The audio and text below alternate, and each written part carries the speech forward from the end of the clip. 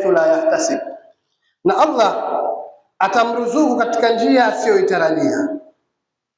Waman yattaqillaha yukaffir anhu sayiatihi, na mwenye kumcha Allah subhanahu wa ta'ala, Allah kwa kule kumcha Allah atamfanya mtu yule madhambi yake yenye kufutika. Allah atafuta madhambi ya mcha Mungu, wa yudhim lahu ajra, na atampatia malipo makubwa. Ahibati fillah, leo ni siku ya Ijumaa, siku ambayo Eidul Usbu au adham yawmin fil usbu, ni siku kubwa katika wiki. Fadla za siku ya Ijumaa ni nyingi sana na watu wengi tunazifahamu, ikiwapo kumsalia Mtume sallallahu alaihi wasallam siku ya Jumaa. Mtume sallallahu alaihi wasallam anakurudishia salamu kinyume na siku nyingine. Ikiwapo katika siku ya Jumaa kuna saatul ijaba, muda ambao Mtume sallallahu alaihi wasallam amesema katika hadithi ambayo si mara nyingi tutachukua sehemu moja. Katika siku ya Jumaa kuna saatu la yuwafiquha abdul mu'min yusalli wa yad'u Allah fiha, hayafiki muja mu'min time kama hiyo akawa yuwaswali akawa yomba Mwenyezi Mungu wakati huo, isipokuwa Allah atamjibu maombi yake moja kwa moja. Ahibati fillah, kumetaja mambo mawili katika hii siku, katika hii wakati huo saatul ijaba, kuswali na kuomba Allah subhanahu wa ta'ala. Siku ya Jumaa, ahibati fillah, tunajua kuwa ndio siku ambayo Adam ndio aliumbwa na ndio aliotolewa peponi, ndio aliingizwa peponi na ndio aliotolewa kuletwa ardhini. Pia tunajua kuwa siku ya Jumaa itakuwa yaumul qiyama, itakuwa siku ya kiyama. Lakini pia tunafahamu kuwa Mtume sallallahu alaihi wasallam ana hadithi aina mbili kuhusu fadla za siku ya Jumaa, mbali na tulizozitaja. Amesema Mtume sallallahu alaihi wasallam, Suratul Kahfi, mwenye kusoma Suratul Kahfi adaa lahu nuru baina aljum'atayn, Allah atampatia nuru baina ya Jumaa mbili. Hadithi hii sana sana hatuizungumzi. Allah atampatia nuru baina ya Jumaa hii ambayo umesoma Suratul Kahfi mpaka Ijumaa itakayokuja. Mambo yako mengi yatakuwa ni yenye kufunguka katika njia usiyoitarajia. Utakuwa na wepesi mkubwa katika mambo yako mazito mazito. Tusiache kusoma Suratul Kahfi kwa sababu ya nuru ambayo iko ataipata mwenye kusoma Suratul Kahfi. Hii ni Suratul Kahfi nzima. Lakini hadithi ya pili ambayo imepokewa na Muslim na Abu Daud, amesema Mtume sallallahu alaihi wasallam, na ndiyo maudhui yetu ya leo, atakayesoma Suratul Jumaa usima min ad-dajjal, atalindwa na Dajjal. Kuna riwaya katika Abu Daud, man qaraa suratul Jumaa fi yaumil Jumaa, atakayesoma Suratul Jumaa katika siku ya Ijumaa. Baadhi ya maulama wa hadithi wamesema riwaya ile lafdhi ya siku ya Ijumaa ni dhaifu, lakini Mtume sallallahu alaihi wasallam katika hadithi amesema atakayesoma Suratul Jumaa atakingwa na Dajjal, iwe siku ya Ijumaa yenyewe ama nje ya siku ya Ijumaa. Ahibati fillah, kwa hadithi hizi mbili tuna haki kubwa ya kuifahamu Suratul Kahfi yenyewe, ambayo inakupatia nuru baina ya Jumaa mbili, yani kwa wiki nzima, kisha inakukinga na Dajjal. Suratul Kahfi imeitwa Suratul Kahfi kwa sababu nini? Kahfi ni pango au shimo iliyoko katika jabali au juu ya jabali, iwe ni mwanzo au juu. Ikiwa lile shimo ni pana sana linaitwa kahfi, pango. Ikiwa si pana, ni dogo, linaitwa ghari, kama gharu Hira ambapo Mtume sallallahu alaihi wasallam alienda na akapewa wahi ndani yake, au ghari Thawr, pango ambalo Mtume sallallahu alaihi wasallam alipokuwa yagura kutoka Maka kwenda Madina aliingia pale akajificha. Ahibati fillah, kwa hivyo Suratul Kahf ina nuru baina ya Jumaa mbili. Suratul Kahf inakinga mtu na Dajjal. Sasa katika hadithi ya suratul Kahfi atakayesoma 10 ayati min awwal suratul Kahfi au akhirih. Katika riwaya ya Muslim, man hafidha, atakayehifadhi. Kwa kuna kuhifadhi na kuna kusoma, zote mbili. Muislamu asiwache kuhifadhi suratul Kahfi na asiwache kuisoma suratul Kahfi. Hii hadithi hizi hazijasema kusikiza. Kwa kama hujui kusoma suratul Kahfi, jifundishe. Nenda kwa maustadhi kina Sheikh Fulus wakusomeshe mpaka ujue kusoma, ujisomee mwenyewe. Japokuwa kusikiza Qur'an unapata ujira wa thawabu kama mwenye kuisoma Qur'an. Ahibati fillah, sababu ya nuzuli ya hii sura, washirikina walituma watu, washirikina wa Maka walituma watu kwenda kwa Mayahudi kuwauliza kuhusiana na huyu mtume Muhammad, ni vipi hali yake? Anasema ametumwa na Allah, na Mayahudi wanasema wana mitume kutoka kwa Allah. Je, huyu ni mtume kweli ama si mtume kweli? Wakaenda kwa viongozi wa kidini wa Kiyahudi. Viongozi wa kidini wa Kiyahudi wakawaambia, nendeni mkamuulize Muhammad maswali matatu. Isaluhu an fityatin dhahabu fi ad-dahr al-awwal ma kana fi amrihim. Muulizeni Muhammad, kuna vijana waliondoka kwao zamani wakaenda mahali, yaani wakatoka katika mji, ilikuwaje? Wakiwaelezea, njoni mtuambie wameelezea vipi, ili tujue kuwa ni mtume wa Mwenyezi Mungu au sio Mwenyezi Mungu. Kwa sababu kama sio Mwenyezi Mungu hawezi kujua habari hii, tunajua sisi Mayahudi. Kisha wasaluhu an rajulin tawaf, muulizeni kuhusu mtu ambaye alikuwa akizunguka. Huyu mtu alizunguka mashariki mpaka magharibi, ilikuwaje? Ni nani huyu mtu? Halafu wasaluhu anir ruh, muulizeni kuhusu roho, si Roho Mtakatifu wala roho mbaya, roho ile ya kufanya mtu awe hai, ikitoka amekufa, ni nini? Ahibati fillah, wakarudi wakaja wakamuuliza Mtume sallallahu alayhi wasallam, akamwambia nitawajibu. Siku ya kwanza ikapita, hakupewa wahi. Siku ya pili akasema nitawajibu. Wakamwambia, mbona unasema utajibu hujajibu? Akasema nitawajibu. Siku ya tatu akasema nitawajibu. Allah akamwambia, wala taqulanna li shay'in inni fa'ilun dhalika ghadan illa an yasha Allah. Usiseme nafanya kitu kesho nitafanya kitu, sio useme insha Allah. Wadhkur rabbaka idha nasit, na mkumbuke Mola wako ukisahau. Ahibati fillah, hii ni sababu ya nuzul ya hii sura. Lakini suratul Kahfi hii ina mambo mengi sana ndani yake. Mwanzo, ina sheria nyingi, ina maamrisho mengi, ina mazingatio mengi, lakini pia ina fitna katika hii sura, zimetajwa ndani ya sura kama hii. Ndani yake kuna fitna 4 na pia kuna visa 4 kijumla. Kisa cha kwanza ni kisa cha Ashabul Kahf, wale watu ambao walitoa katika mji wao wakaenda mbali. Ya pili ni kisa cha Ashabul Jannatain, mtu mwenye bustani 2 au mashamba mawili yaliyokuwa yamenawiri ya mazao. Kisa cha tatu ni kisa cha Musa wal Khidr, kisa cha Musa na Abdul Salih Khidr.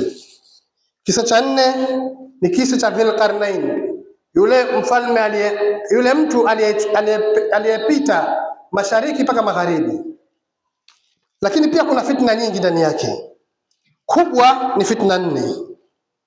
Fitnatul aqida, fitna ya itikadi, na fitnatul mali, fitna ya mali, na fitnatul walad au alwalad walwalidain, fitna ya mtoto au mzazi na mtoto.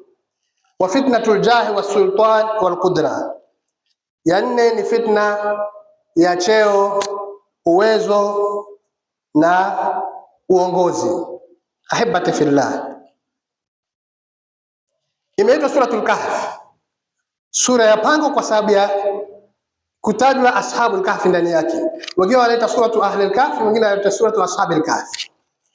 Hii sura hii imeitwa suratul Kahf, kisha Allah subhanahu wa ta'ala akaitia katikati ya Qur'ani katika juzu ya 15 na juzu 30. Kwa hiyo imewekwa katikati. ili kuonyesha kuwa hii pango basi katika Qur'ani kale pale katikati ambapo kunafaa kuwa na pango, sura hii ndio imewekwa hapo. Si tu hii ni katika ijazi ya Mwenyezi Mungu kwa Qur'ani.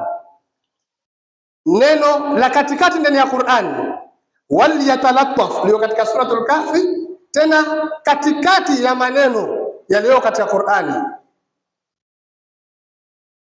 Ahibati fillah, suratul Kahfi ni muujiza wa kiidadi. Katika maneno ya wale ashabul kahfi, muda waliokaa katika kahfi, walabithu fi kahfihim 300 sinina wazdadu 9, walikaa katika lile pango miaka 309. Ukianza kusoma kutoka zinazungumza kuhusu ashabul kahfi, kwanza neno mpaka wazdadu 9 ni maneno 309, kuonesha idadi ya kwa Allah subhanahu wa ta'ala ana hikma, na Qur'ani yote ni miujiza. Ahibati fillah, tukazungumzia watu wa Kahfi ambao ni fitna ya kidini na ni fitna ya kiitikadi, na ni kisa cha ashabul kahfi. Tunapata kuwa hili pango hili lilowekwa ama hii kahfi hii ni ije baada ya Muislamu kusoma na kuzingatia suratul Kahfi, akianza na ashabul kahfi, imlinde yeye akae katika pango ili fitna za itikadi zisimsumbue, na fitna za mali zisimsumbue, na fitna za watoto zisimsumbue, na fitna za kimaisha pia zisimsumbue, na aokolewe na Masihi Dajjal ambaye haitomsaidia yeye suratul Kahfi, basi haiwezi kumwokoa yeye na fitna ya Dajjal. Allah subhanahu wa ta'ala asema, am hasibta anna ashabal kahfi war raqim kanu min ayatina ajaba. Wewe unaona kuwa watu wa Kahfi na Raqim ni mji ambao mbele yake kulikuwa kuna jabali ambalo ndani kuna pango walioingia wale ashabul kahfi. Kanu min ayatina ajaba, usioni ni jambo la ajabu sana, yani si la ajabu kubwa hii habari ambayo watu wamekuulizia. Idh awal fityatu ila al-kahfi, vijana waliondoa wakaenda katika kahfi. Faqalu rabbana atina min ladunka rahmatan wa hayyi lana min amrina rashada, wakasema Mola wetu tupatie rahma kutoka kwako na utujalie jambo letu liwe na mwangaza, liwe na wepesi, liwe na njia. Fadarabna ala adhanin fil kahfi sinina adada, Allah asema tukawaziba, tukawapatia usingizi na ikawa hawasikii chochote miaka mingi. Thumma ba'athnahum, kisha tukawafufua.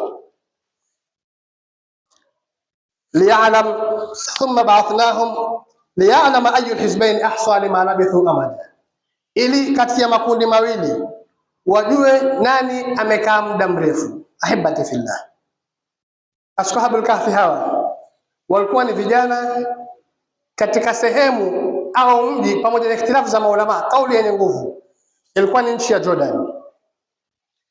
Kulikuwa na watu waliopata da'wa ya Nabii Isa alayhi salam, wakaiamini, wakaanza kuisambaza katika mji uliojulikana wakati ule kama Philadelphia, si Philadelphia ya Amerika.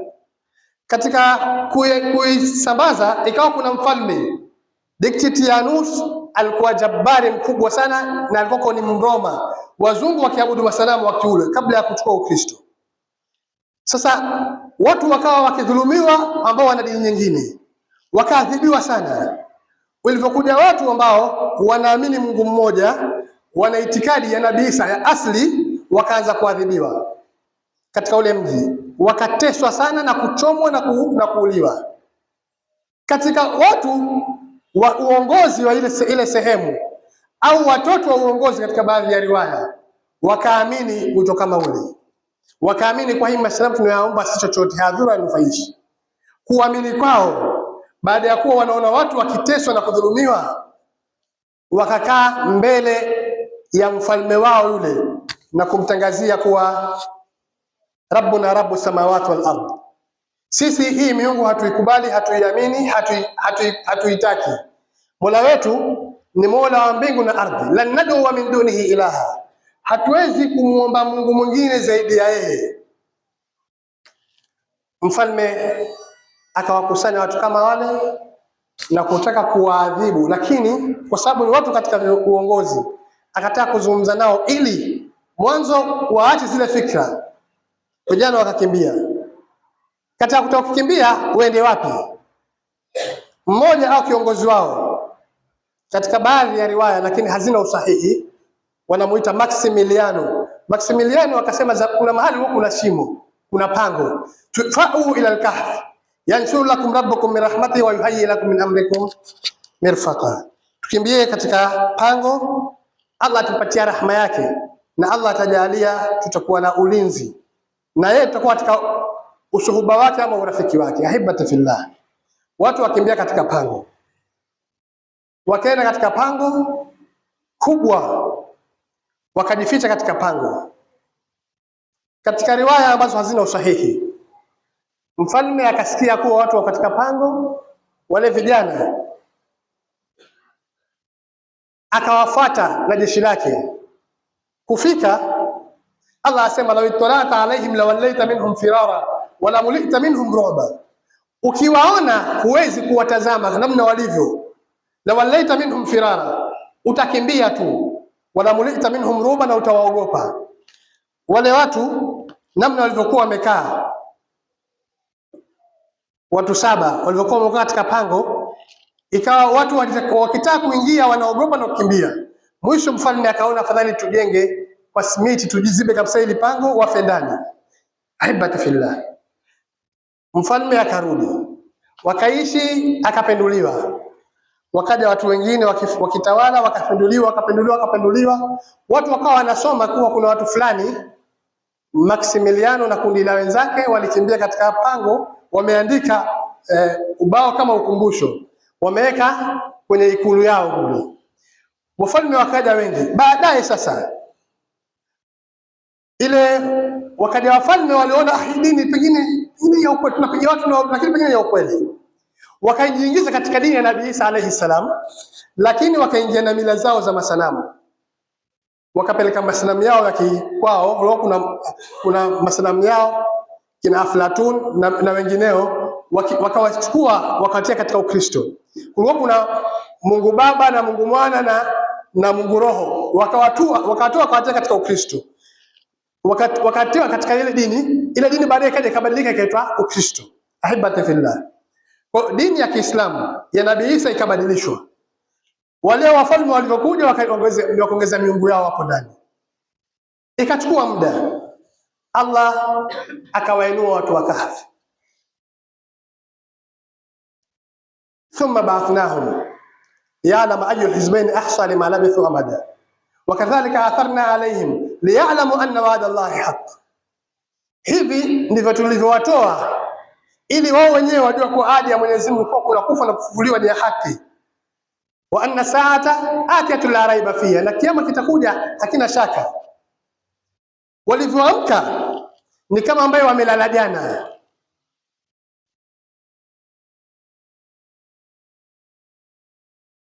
Ni kama ambaye jana ndio wamelala. Yaani wameamka wako vile vile, chakula walichokuwa nacho kiko pale pale, nguo walizovaa nazo si chafu, lakini wakaona chakula chao kilichokuja ni vitende kidogo. Wakatuma mtu wao ili aende akanunue chakula. Ilikuwa kuna mji wa karibu kabla ya pale, kabla ule mji wao. Wakasema lakini atakayekwenda waliyatalaqaf wala yushiranna bikum ahada, mwanzo ajibadilishe, ajigeuze, kisha aende kwa kunyapanyapa ili mtu yote asimgundue, kwa sababu bila tutakufa njaa hapa. Akatoka. Wametaja watu 3 katika waliotoka kwa majina tofauti tofauti, lakini mmoja wao akatoka katika Qur'ani, mmoja akatoka. Akifika katika ule mji wa Ar-Raqim akuta magofu peke yake. Akashangaa na akarudi. Jana alikuwa ni mji huu, tulikimbilia hapa tukajificha hapa. Akaona akarudi kwa wenzake. Akatoka yule mkubwa wao Maximiliano. na nguo zake zile ikabidi ajifunge kama ninja vile, ila sio asijulikaniwe. Akija akuta kuna miti njiani, njia tofauti, mpaka yashangaa. Akishuka tu aona mti mkubwa ambao wakati ule kitambo alikuwa hakuna ule mti. Akaenda paka ni katika mji. Akiingia katika mji akuta kuna msalaba mkubwa katika gate.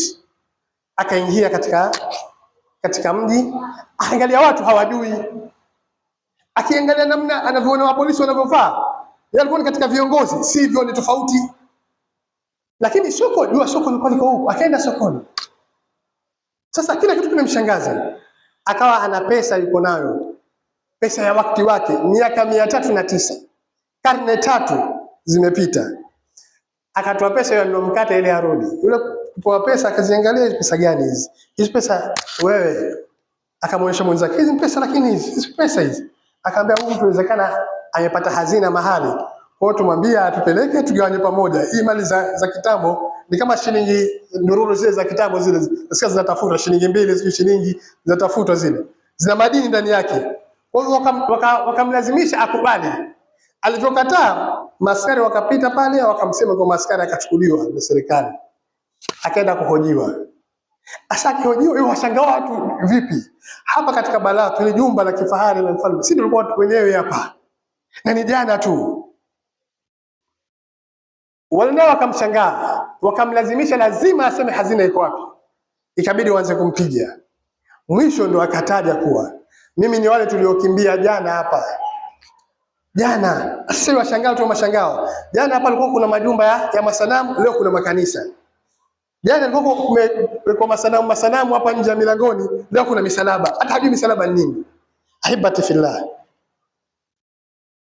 Wale watu wakamshangaa pia, ikabidi watafute wazee. Mwisho akapatikaniwa mmoja katika wajukuu wake wa miaka mingi, mjukuu wa 7 huko. Akaja, alivyomuona asema umefanya na babu yangu yule aliyepotea katika pango. Ikabidi wampate, wamlete yule mzee. Yeye mwenyewe akifika pale awaambia, wewe mbona ufanya na mimi? Akaonyesha picha ambayo alichorewa wakati wake na mkewe. Asa mbona hii picha ni yangu, mmeikali katika nyumba yangu. Ahibati fillah. Mwisho kabisa ndio wakakubali kwa huyu mtu ni katika wale waliotoka. Awaambia ni miaka 309 yashangaa. Wakaja, ikabidi arudi sasa kuja kuambia wenzake. Wakaja kundi kubwa. Walivyokuja kwa sababu ya asili yao wa rasilimali, watu wakupenda nini, wakasema hii sehemu tutaihifadhi, watu tutatoa hapo tutahifadhi, itakuwa ni museum yetu. Watu watoke mbali waje walipepesa kuangalia hili pango. Allah subhanahu wa ta'ala akasema wakadhalika atharna alaihim liya'lamu anna wa'da Allahi haqq. Kwa nini sasa itoke wakati ule?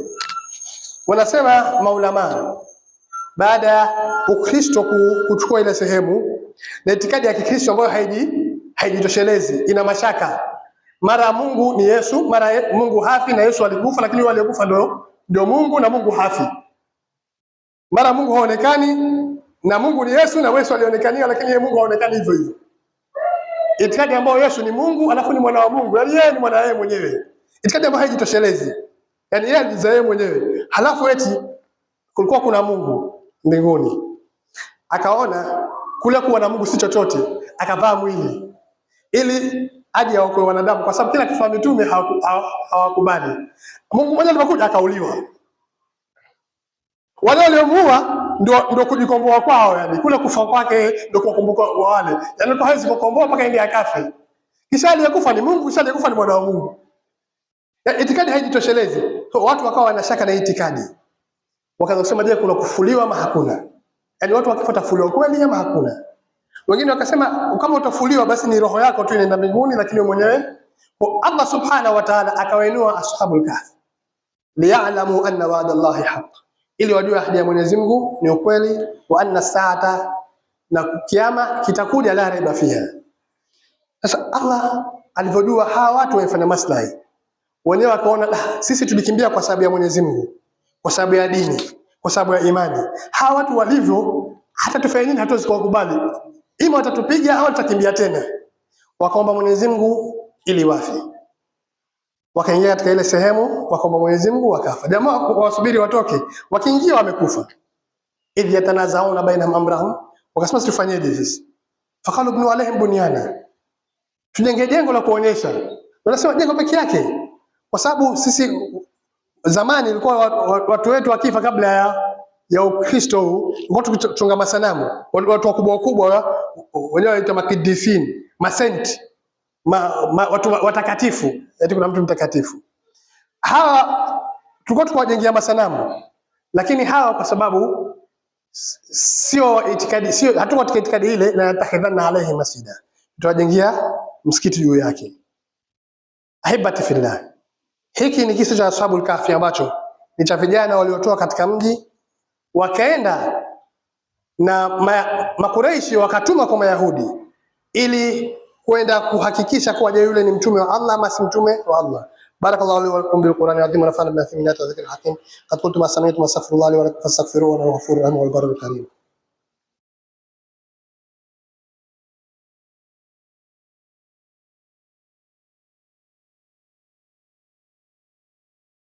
Alhamdulillah wa kafa.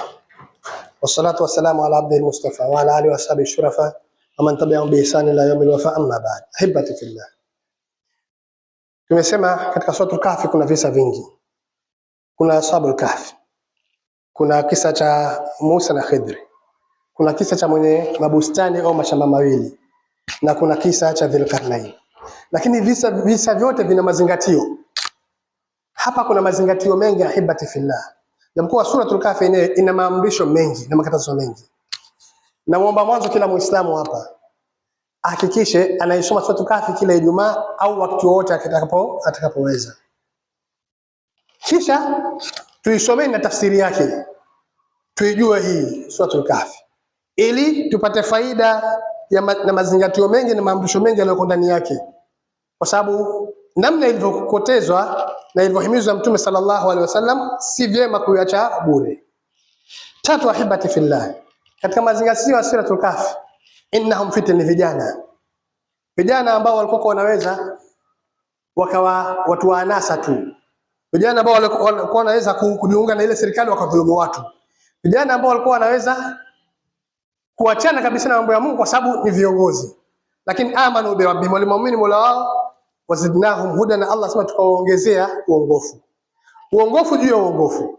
Kwa kijana ambaye anamwamini Allah subhanahu wa ta'ala, anajitenga, ni kijana muhimu sana. Ndio maana Mtume sallam akasema katika watu ambao watafinikwa na vivuli vya arshi ya Allah siku ya kiyama, ambao hakuna kivuli isipokuwa cha arshi yake, washabun nashaa fi ibadatillah au fi ta'atillah, kijana ambaye amekulia katika kumwabudu Mwenyezi Mungu subhanahu wa ta'ala. Siku ya kiyama jua kali liko karibu, watu wanatoka majasho, kila mtu anatoka majasho kulingana na madhambi yake. Kuna watu ambao watakuwa madhambi yao ni kidogo, yao katika unyayo tu jasho liko hapo, na kuna watu watakuwa wamefunikwa pale juu ya vitovu, na kuna watu watazama kabisa yuko katika jasho lake yuogelea kwa sababu ya madhambi yake. Kwa kijana akijifunga na Mwenyezi Mungu katika ujana wake, basi atakuwa ni mtu bora sana mbele ya Allah subhanahu wa ta'ala, na daraja yake kwa Allah subhanahu wa ta'ala ni kubwa, na atakuwa anafaa kuchukua mazingatio kutoka Ashabul Kahfi. Hawa idhqamu faqalu, walisimama wakasema. Kwa tumeamrishwa hapa, kama kuna mahali kuna koseka, simama useme. Kama kuna mahali kuna maasi, simama ukanye. Usiogope wala useme bana nitaambiwaje, sema. Lakini hata kama kuna kutishwa, wazungumza kisha mwachie Allah subhanahu wa ta'ala. Suratul Kahfi, vijana wale waliona hapa hatuna usalama, wakasema lazima tugure, tuondoke, tukimbie. Kisha wakasema Allah subhanahu wa ta'ala huenda akatupatia uongofu ule tunakokwenda. Hawakujua pale ndani ya shimo watatoka vipi, watashikwa ama hatashikwa, hawakujua. Allah akawajalia wakawa ni wenye kuhifadhika kama alivyohifadhika Mtume sallam katika Gharu Thawr. Makuraishi wamefika pale hawakumuona. Idh yaqulu sahibihi la tahzan inna Allaha ma'ana. Allah alimwambia Mtume sallam alimwambia mwenzake ambaye ni Abu Bakar Siddiq radhiyallahu anhu, usihuzunike, Mwenyezi Mungu yuko pamoja na sisi. wakaja wakasimama juu ya pango, wakaenda zao, hawakumuona wala hawakumshika wala hawakumdhuru Mtume sallallahu alaihi wasallam. Lakini pia Suratul Kahf inatuonyesha kuwa uwe na tawakkul katika mahali ambapo unafikiria kuna njia ya kupata ufanisi. Usifikirie tu kuna madhara tu, pia fikiria Allah anaweza kuokoa. Ndio maana kijana akatoka katika mahali ambapo jana walikimbia kuogopa kuuliwa, akaenda hapo hapo tena. Ahibati fillah, Suratul Kahf ni sura ambayo ina mafunzo mengi sana na tunaweza tukapata mazingatio katika haya ambayo yako ndani yake. Inna Allaha malaikatahu yusalluna ala nabi ya ayyuhalladhina amanu sallu alayhi wa sallimu taslima. Allahumma salli ala Muhammad wa ala Muhammad kama sallaita ala Ibrahim wa ala ali Ibrahim fil alamin innaka Hamidum Majid. اللهم ارض عن الخلفاء الأربعة أبي بكر وعمر وعثمان وعلي وعن سائر صحابة رسول الله أجمعين. اللهم أعز الإسلام والمسلمين وأذل الشرك والمشركين ودمر اللهم أعداءك أعداء الدين واختم لنا بخير يا أرحم الراحمين. اللهم آمنا في أوطاننا ولا تفتنا وارفع مقتك وغضبك عنا ولا تؤاخذنا بما فعلنا ولا بما فعل السفهاء منا برحمتك يا أرحم الراحمين. اللهم انصر المسلمين في كل مكان. اللهم اعز الإسلام والمسلمين. اللهم انصر المجاهدين في كل مكان. اللهم انصر المجاهدين في غزة. اللهم وحد صفوفهم. اللهم عليك باليهود ومهوداتهم والنصارى وأنصارهم والشيوعيين وأشياعهم. اللهم احصهم مددا واقتلهم بددا ولا تغادر منهم أحدا أبدا برحمتك يا أرحم الراحمين. اللهم اغفر لجميع موتى المسلمين، نور قبورهم واسع مدخلهم واغسلهم بالماء والثلج والبرد ونقهم من الذنوب والخطايا كما ينقي الثوب الأبيض من الدنس. اللهم برحمتك ارحمنا إذا صرنا إلى ما صاروا إليه. قوموا إلى صلاتكم يرحمكم الله. أقم الصلاة.